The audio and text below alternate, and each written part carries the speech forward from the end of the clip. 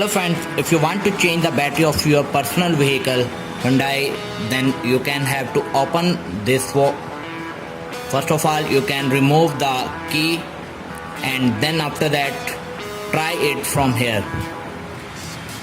If it easily open, then it's good.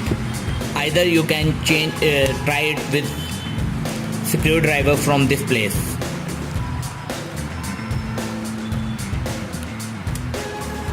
This is the battery which is of 2030. This is the battery which you can have to install here, which is of number 2032. If you have a Panasonic battery, either Maxell is too good. You can have to remove from here and install a new battery. After installation of the battery, you can again lock it here. So it's a very simple and easy process.